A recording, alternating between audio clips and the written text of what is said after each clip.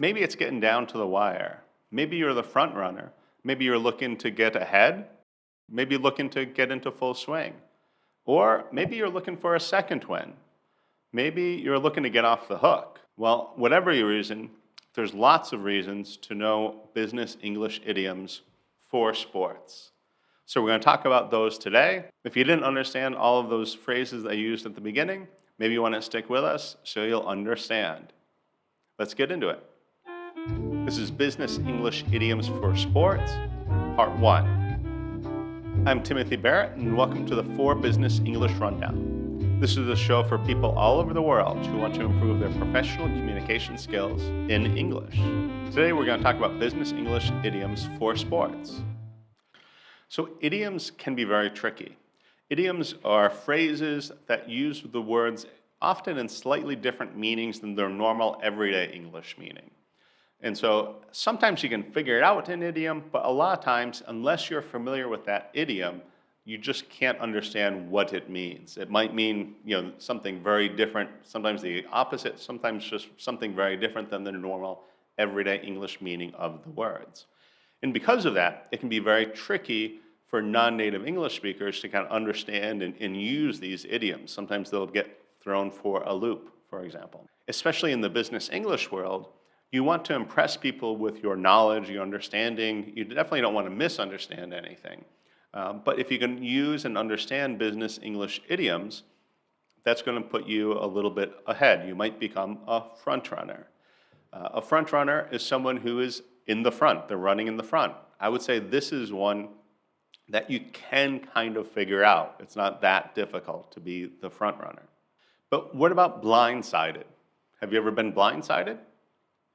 So blindsided, I think it originally comes from football, where the quarterback will drop back and he's looking to throw the ball, and then he's looking over here, and someone from the other side comes and tackles him, blindsides him, because he's not looking at this direction. Usually they tend to look more to the right, but someone from the left blindsides them. Also, when you're driving, you kind of see ahead very clearly and directly behind you because you have the rear view, but kind of like that direction here or right here, you often can't see very well because it's not in the rear view, and you have to turn your head around to kind of see completely. So that is the blind side when you are driving. Down to the wire. This is like a horse racing term where, the horses are very close. Which one is going to win? Which is going to cross that finish line first? It's down to the wire. They might have a wire across that will tell, which horse crosses that line first. So you're kind of running out of time, and it's not clear who is going to win. It's down to the wire. On target or on the ball will mean someone that's really on top of things. They know what's going on.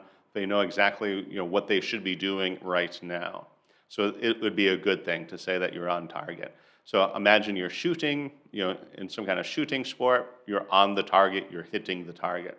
Or on the ball, the ball is coming and you're on it. You're ready to catch it or whatever game you're playing. A long shot.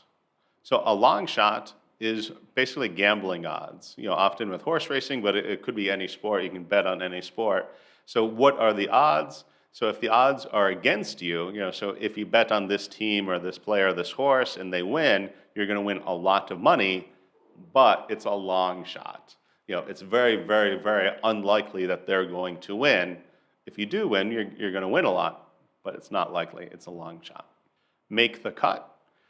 So this is often, especially like in high school sports, but professional sports and college sports as well, they might start, before the season begins, they start practicing, but they might have, this many players. But then, after a couple of weeks, they cut some people. They say, you're not going to make the team, so you might as well go home. So then they have this many players. And then, by day one of the season, usually the league will say they can only have so many players. So they're only going to keep their best players. So did you make the cut? When they cut some of the team, they told some of the players, you're not part of the team, go home. If you made the cut, you're still part of the team. They didn't tell you to go home. So to make the cut is something good. All right, hopefully these business English idioms for sports was useful to you. If it was, conquer that like button and make it ours. If you enjoyed this video, check out some of the other videos you like them just as much. Work hard today and enjoy tomorrow.